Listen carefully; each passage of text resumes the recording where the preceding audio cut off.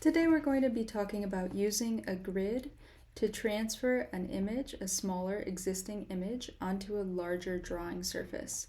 A grid is a very powerful drawing tool that will just allow you to better understand what you're looking at and give you points of reference so that you can easily scale up from an image that already exists onto a larger or same sheet size, using the grid as a way to sort of give you your bearings, get you some guidelines.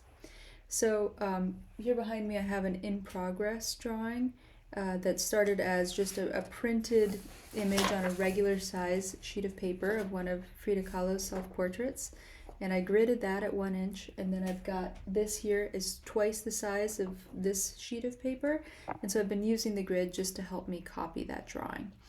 But what I'm going to do in this video is teach you how you can use the principles of the grid to copy any drawing.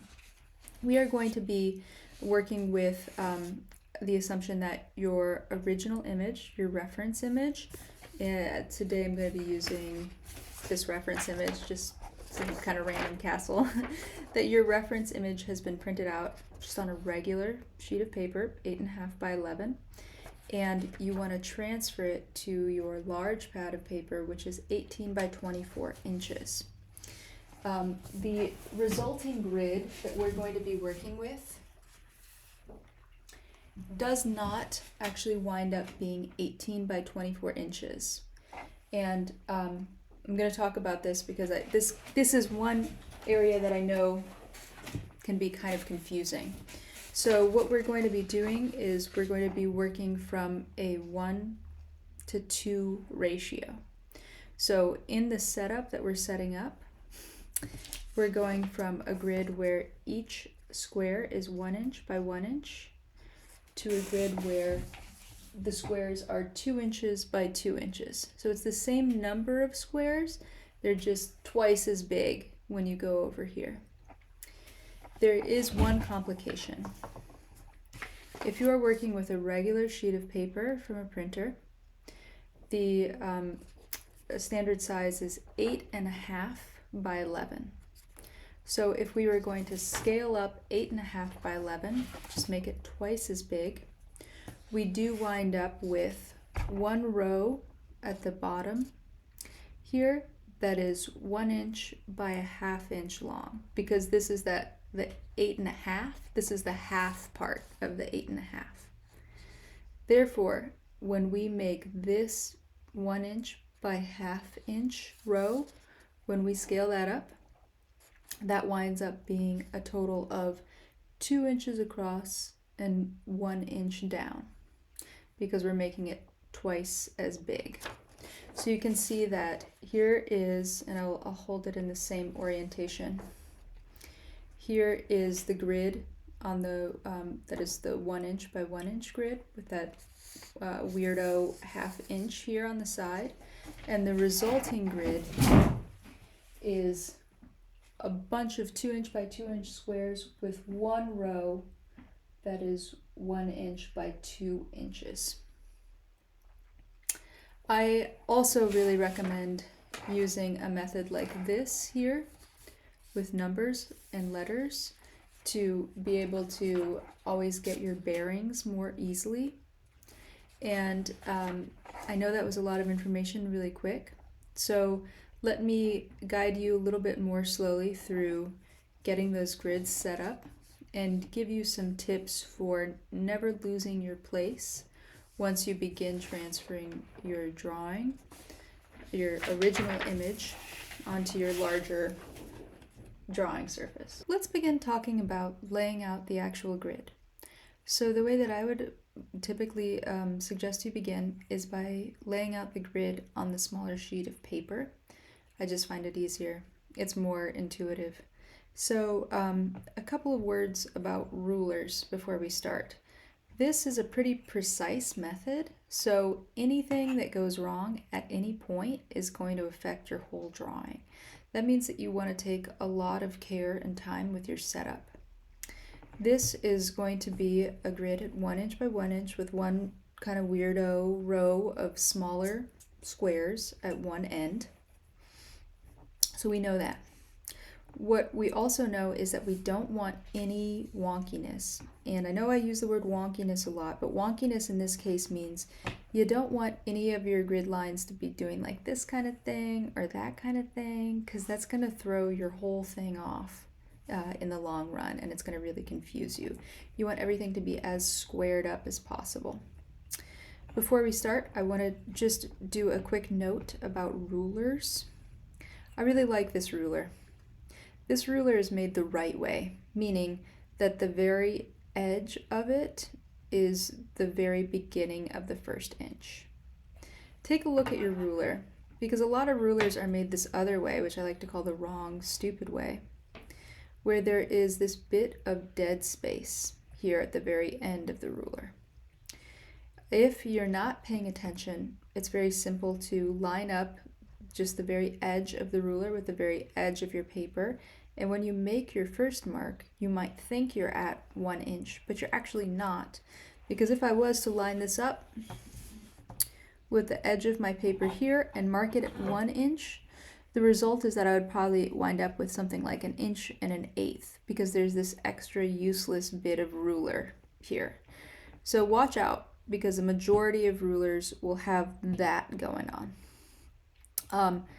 So now you know what to watch out for. Let's say, and I'll use both of these rulers in this demo, just so you can see what's up. Let's say you've got one of these rulers with the weirdo dead space, and you're starting to lay out your grid. So what I would do is, I've got a piece of backing paper here because I don't want to mark my desk. And when I'm laying out the grid on my small sheet of paper, I usually go ahead and I use like a Sharpie or a ballpoint pen, which is a kind of dangerous thing to say because you can't erase it. But if you're being careful and very mindful, you know, how bad could it be? So here we go. I'm going to line up my ruler with the outside edge here of my sheet of paper, so it's square to that. And then I'm going to be very sure that the beginning of the inch mark lines up with the edge of my paper right there. And just double checking that everything's square. Be meticulous with this. Take your time. Don't think of it as time you're wasting on your drawing. Rather think of this as the important first steps of actually beginning your drawing. Then I'm going to take my my Marks a Lot marker here, and I'm going to just make these like little tick marks at every inch. It'll all come together in a second. And then, so I marked it at 1 through 8, and you can see already at 8 down there, there's like just a little bit of space because that's the 8.5 inches. Okay. So then, now watch out, because this is a part where people mess up a lot. All you're gonna do, simple, don't overthink it. You're keeping your ruler in the same place. You just shifted your paper, and you're moving your ruler down to the other edge of the sheet of paper. And in this case, I'm squaring up the edge of my ruler with the edge of the printed image here so that I know it's square. And I'm being sure that the 1 inch mark starts at the edge of my paper. Cool. And I'm gonna go ahead and I'm gonna make little marks at every inch. 6, 7, 8. Okay, cool. I'm gonna lift up my ruler and I'm gonna check my work. So what you want to watch out here for is this common mistake that people will make. They will line up their ruler and they'll mark 1 through 8 and then have that leftover one that's a 1/2 inch. And then when they go to the other side, they'll turn their ruler around so that what happens is they wind up with the 1/2 inch mark on the opposite end of the page. So that's a mess. So you don't want to do that. And the cool thing is you're not going to do that, right? Because you're watching this tutorial. Sweet. So now you've got the marks marked out, and you can go ahead and connect the dots. So I had you do dots on one end and then on the opposite end to avoid wonkiness. Because now you know that on both ends you lined up your ruler with a straight edge, so your marks are going to be square when you connect the dots. You notice that I've turned over my ruler. This is another thing about rulers. So oftentimes rulers will have a non-stick surface on the back. This has some like cork, or sometimes it's rubber, which is really nice in some ways because your ruler doesn't slip around, but it's also sort of frustrating when you're trying to connect two dots, because if your ruler is elevated above the page, sometimes it's harder to align things. So when I'm drawing lines straight across, I like to flip my ruler over, and perhaps you don't. You don't have to do it this way. I just find that I get there's more ease and precision for me when I flip my ruler over. So here we go. I'm flipping my ruler over, and I'm going to just connect those dots. Now when making this grid, I really do prefer to use something that's dark and permanent, and with the knowledge that I want this grid to be hyper visible, because I'm going to be using it as a transferring tool. So if I'm like, wait, where did the grid start and stop? Then it's not really that effective as a transferring tool. Also, this image, your printed image, you're going to wind up just using it as a reference, and then probably tossing it away. So if you are using this method, I also really recommend that you have available to you perhaps even a digital image instead of a printout, because in a digital image the colors and values are more true, and you can zoom in and out and use that digital image for reference once you have gridded out and drawn all of the primary lines of your composition using this method. A lot of info there will make more sense in a second. Okay, so now we have all of the lines that are going that way. Got it. And we have that one row here at the very bottom, or wherever it is, might be at the very top, doesn't matter. That's just that is only a 1/2 inch wide. So then what you have to do is the same thing going the other way. So here I'm using my nice, good, well-made ruler that doesn't have any excess space, and I'm just lining it up at the very bottom here, and I'll, make my blah, blah, blah, my little marks here, etc., etc. And then I would do the same thing up here, and I'll actually line it, not necessarily with the edge of the paper, but now I already have this nice straight line here, so I'm going to line it with that. And then I would make my tick marks, and then I would go ahead and I will take my ruler and I will simply connect all of the dots, and then cooking show style, you wind up with this. So here we have an image that has been fully gridded. So you can see the 1 inch by 1 inch squares everywhere, these 1/2 inch marks down here at the bottom, and I have gone ahead and I have put in numbers at the bottom on the long edge and letters on the short edge, sort of like an old school map, if you remember those, where let's say you're kind of lost and you're like, I know I'm on the rosette window, which is C6. And then I would write these letters and numbers on my large sheet of paper too, so that I could find them immediately and easily. Let's talk about transferring this same grid to your large sheet of paper. So I will have more information about the exacts of this on Blackboard, but essentially what you want to do is you will be creating a grid on your large sheet of paper where all of the squares of the grid are 2 inches by 2 inches, with the exception of this very bottom edge, which is only going to be 1 inch wide. So it'll be 2 inches long and 1 inch wide. Your total drawing surface is going to be 17 inches by 22 inches. And that is because if we look at, this grid here, we can see that we have 11 squares. So if we made these 11 squares 2 inches wide, we would still have a total of 11 squares. It's just that they're twice as big. And same deal going here. We've got 8.5 inches. So if you double 8.5, you wind up with 17 inches. I think it's, it's math.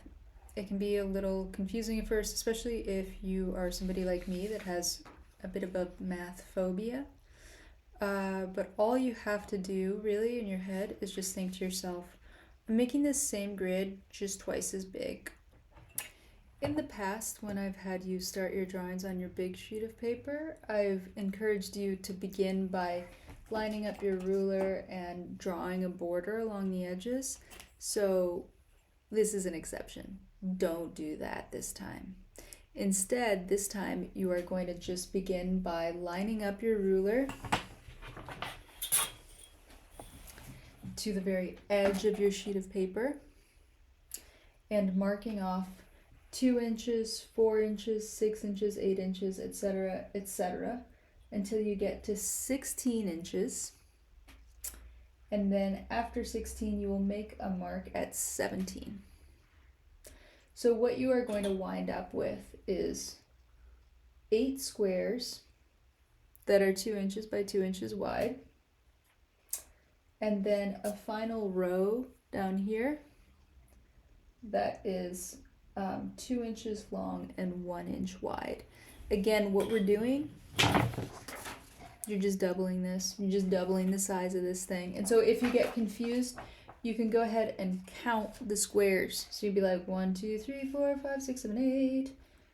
And then this last row, which is the 9th row, is the short row. So you have that, but just twice as big. Same goes for this side here.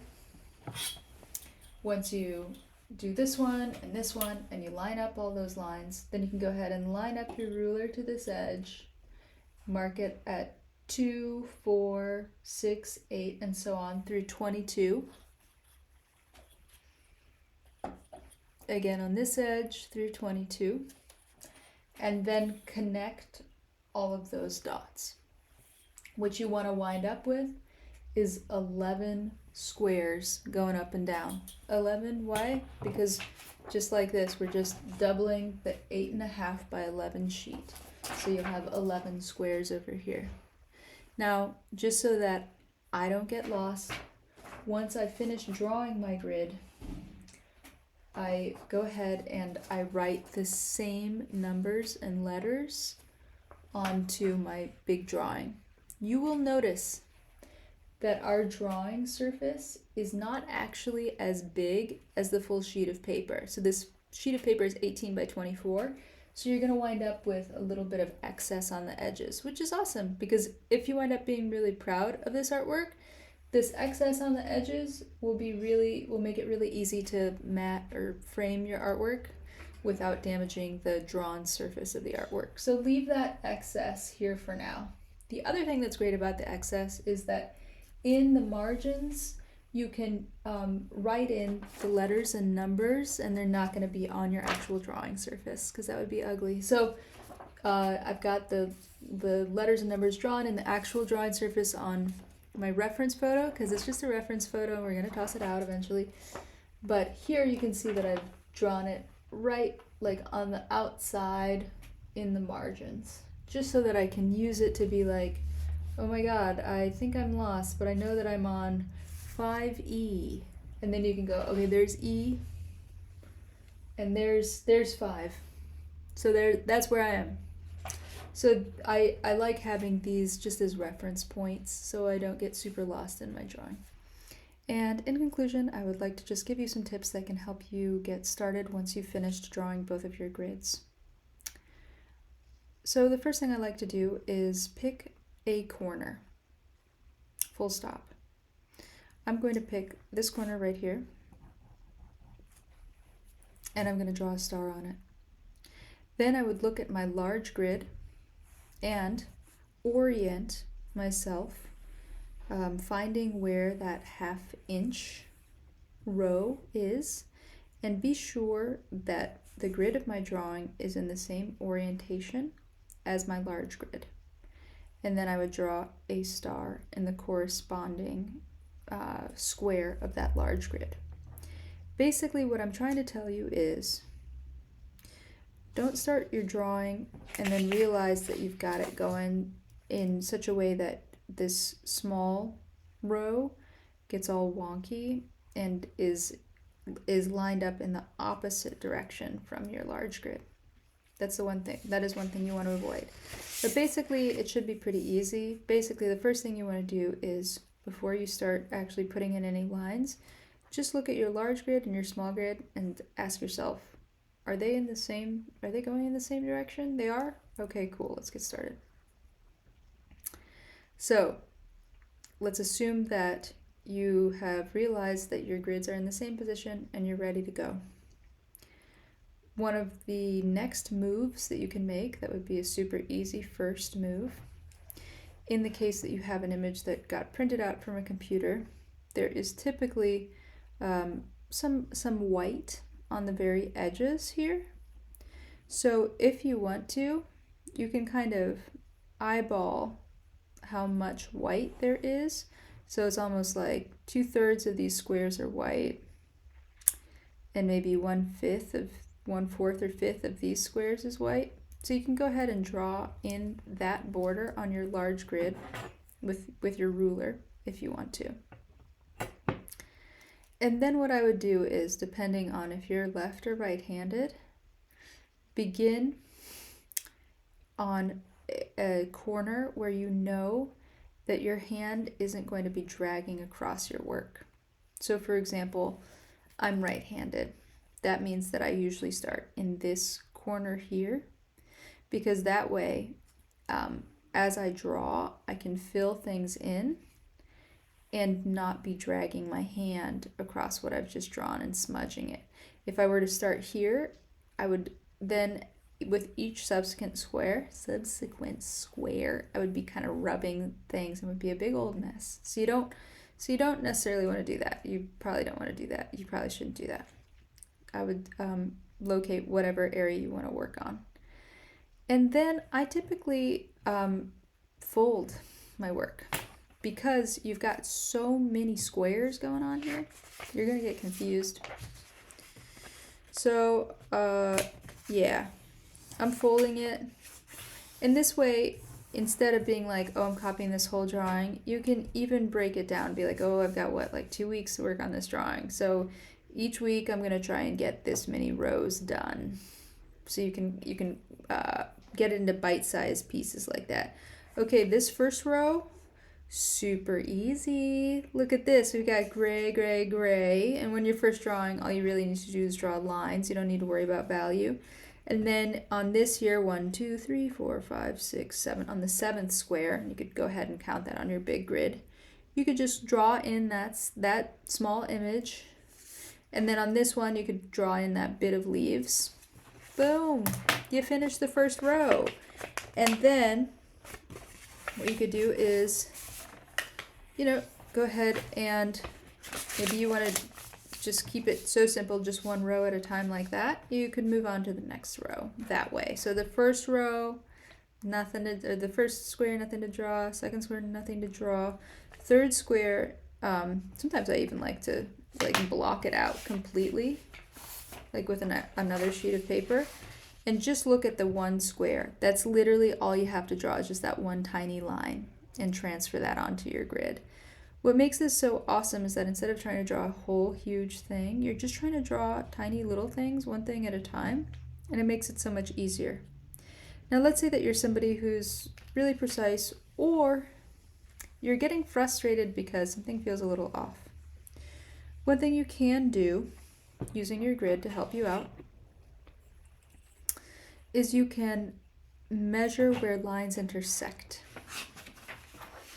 So let's use the example here of, this is going to be B3.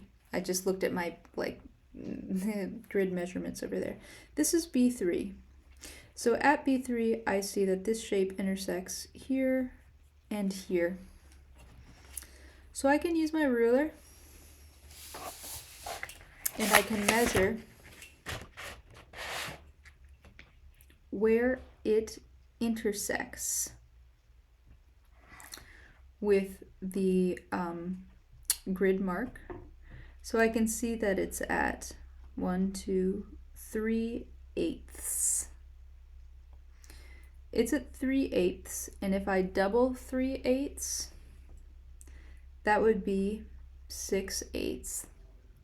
And then I could move to my large sheet of paper and make a mark on the corresponding grid square at, like, let's say I struggle because of my setup, you know, because I can't really show you that right now, but here is a grid. Let's just say that this was the correct square. At the correct square, I could line this up at 6/8 and make a mark at 6/8 and know that that's where that shape, the shape was going to be something like that because it was going to be that big on the gridded square. So again, your ruler can come in handy because you know that everything that you see here is just going to be twice as big when you draw it there. And when drawing, just a few more words. I really recommend that you use a pencil that is on the H side of the spectrum when drawing all this stuff, because you want your initial lines to be kind of light. And if you're somebody who just, no matter what you do, you always press down super hard, I really recommend using a mechanical pencil, because a mechanical pencil typically has HB lead and it always maintains a pretty sharp point, which is awesome because the duller that your pencil is, the bigger the mark and the more tempted you're going to be to press down super hard. If you press down super hard, especially when you're drawing the grid, it will leave marks in your paper that you won't be able to erase later, and you might be mad. And you might be mad at me, so please don't be mad at me. Just draw your grid really lightly. And with your initial lines, try to draw them really lightly too. You're going to wind up taking a long time to do this if you do it carefully. And that's cool. Drawing takes a long time. This is an old school process. It's not an immediate process. Don't get frustrated with yourself. If you give yourself the time to really slowly transfer your drawing, I think you're going to be really happy with the results. So thank you so much for watching my video, and I look forward to seeing what you make.